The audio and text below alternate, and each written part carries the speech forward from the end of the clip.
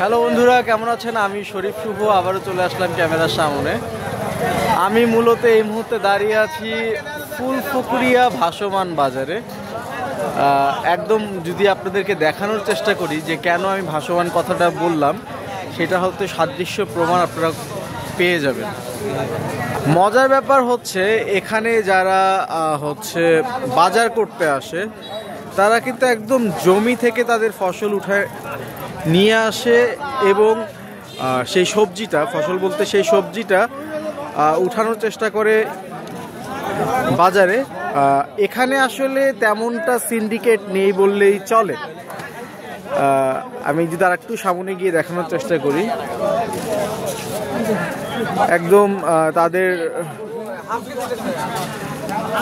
জমিতে যে ফসলগুলো ফলে সেই ফসলগুলোই তারা সরাসরি, মানে যে শাকসবজিগুলো তাদের জমিতে যেগুলো ফলে সেগুলোই তারা বাজারে উঠানোর চেষ্টা করে।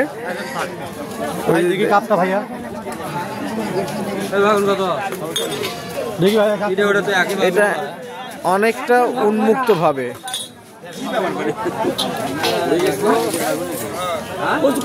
ঠিক আছে, এখানে আসলে ওই যে বললাম না, সিন্ডিকেট খুব একটা নেই বললেই চলে। একদম পুকুর পাড়ের উপরে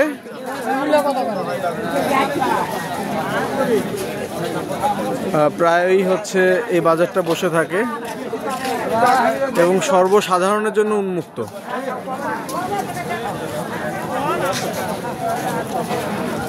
এ তো সেই ফুলপুকুরিয়া পুকুর। আমরাও এসেছি মূলত বাজার করতে। একদম ভালোভাবে বসে। আমি যদি একটু দূর থেকে দেখানোর চেষ্টা করি,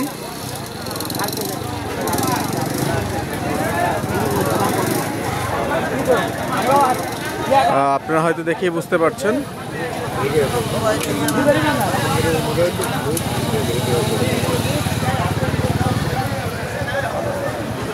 এটা ফুলপুকুরিয়া সেই পুকুর, আর এখানেই সেই ভাসমান বাজার। আচ্ছা, এখানে তো একদম সরাসরি বাড়ি থেকে আপনারা যে ফসলগুলো চাষ করেন সেগুলোই নিয়ে আসা হয় না, যে শাকসবজিগুলো। তারা কিন্তু বলছে, শুনছেন, এখানে আসলে অন্যান্য জায়গায় যে বাজার কেন্দ্রিক যে সিন্ডিকেট চলে, এখানে তো ওইটা নাই না।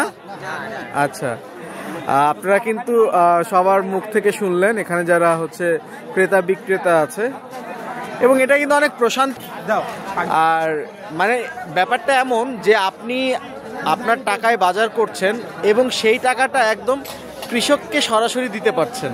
ঠিক আছে, আর কৃষক পাইলে একদম সরাসরি কৃষকই পাবে।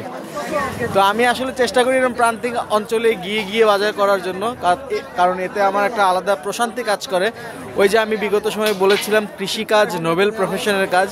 তো সুতরাং যখন প্রকৃত অর্থটা একদম তৃণমূলের কৃষককে দেওয়া যায়, তখন একটা আলাদা প্রশান্তি কাজ করে এবং ভালো লাগাটাও অনেকটা অংশে বৃদ্ধি পায় এবং টাটকা শাকসবজি ফসলটাও পাওয়া যায়।